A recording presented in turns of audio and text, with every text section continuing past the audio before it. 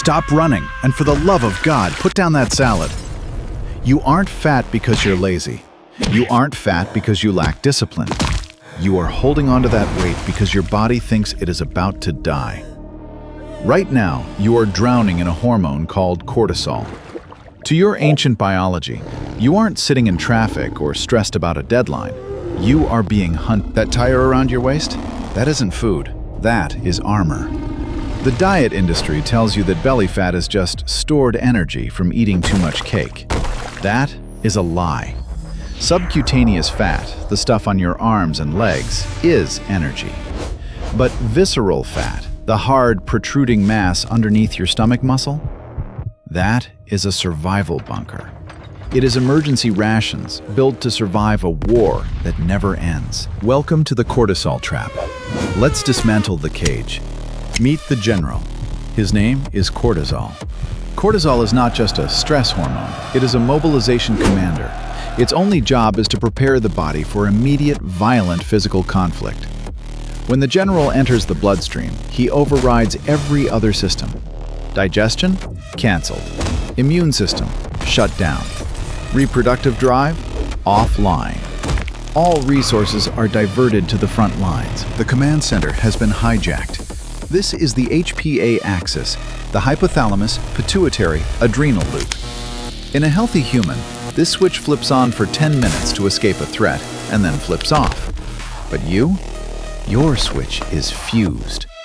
You are living in a permanent state of biological martial law.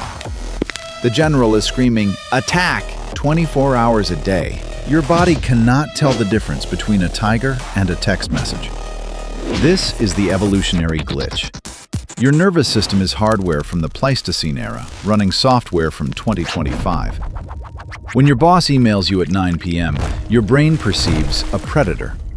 It pumps the exact same cocktail of adrenaline and cortisol as if you were about to be eaten. But there is no tiger. There is only a screen. And while you are staring at that screen, your metabolism is being dismantled. Because the body thinks war is imminent, it refuses to burn fat. You don't burn your fuel reserves when the castle is under siege. You hoard them. The general locks the pantry door. You could eat 500 calories a day, but if cortisol is high, your body will fight you for every single ounce. It would rather eat your own muscle than touch its emergency stash. The first order of business: flood the engine. This is gluconeogenesis. When the stress alarm rings, your liver dumps massive amounts of glucose into your bloodstream to give your muscles quick energy to fight or run. But here is the tragedy. You aren't running. You are sitting in an office chair. You are flooding your system with high-octane rocket fuel and then parking the car. Now you are trapped in the crossfire. High blood sugar triggers high insulin, and as we know, insulin is the storage hormone. It takes all that unspent rocket fuel and shoves it right back into the fat cells. It is a vicious cycle.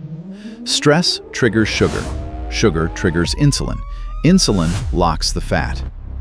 You are literally marinating your organs in syrup while gaining weight from stress alone. Why the belly? Why not the toes? Why not the elbows? Because the belly is the supply depot. Visceral fat tissue has 4 times the density of cortisol receptors compared to subcutaneous fat. It is biologically designed to be sensitive to the general's orders. Why? Because it is located right next to the liver. It allows for the fastest possible transfer of fat to fuel in a life or death crisis. Your potbelly is a tactical decision made by your liver. It gets worse. The general starts burning the furniture to heat the house. Cortisol is catabolic. That means it breaks things down. If you stay stressed long enough, your body stops trusting fat as a fuel source. It's too slow. It starts breaking down your muscle tissue to convert amino acids into glucose. You become skinny fat, weak arms, weak legs, and a growing bunker around the middle. You are cannibalizing your own strength to feed your anxiety. You don't have a sweet tooth. You have a supply order. Chronic stress triggers the release of neuropeptide Y. This is a neurochemical that specifically drives cravings for calorically dense foods, carbohydrates and fat combined. This isn't gluttony. It's a strategic restocking mission. Your body believes it has just fought a war, and it is screaming at you to replenish the bunker before the next attack. And the final insult? You cannot sleep. Cortisol and melatonin operate on a seesaw. When one is up, the other must be down. In a normal rhythm, cortisol drops at night to let you rest. In your war zone reality, cortisol stays elevated. You are tired but wired. Your body is exhausted, but the alarm system refuses to cut the power. You lie awake, staring at the ceiling, burning muscle and storing fat while you dream of rest you will never get. Let's run the simulation. 50,000 years ago. The stress response is designed for acute physical danger. You see the threat, you run, you exert maximum physical effort. This effort burns off the glucose and flushes the cortisol. You escape. You sit by the fire. You laugh. The danger is over. The hormonal switch flips off. Peace returns. That physical discharge is the release valve. It signals to the HPA Axis that the war is won. The body gets the all-clear signal to rebuild tissue and burn fat stores. Now, back to the cubicle. You get the stress spike, the boss yells, the bill arrives, but there is no running, there is no fighting, there is no physical discharge. You just sit there. You swallow the panic. You smile politely. The valve is sealed shut. Without the physical fight or flight action, the stress chemicals have nowhere to go. They recirculate. They linger. They act like a slow-acting poison, corroding your arteries and frying your neural circuits. The all-clear signal never comes. The body assumes the predator is still in the room, watching, waiting.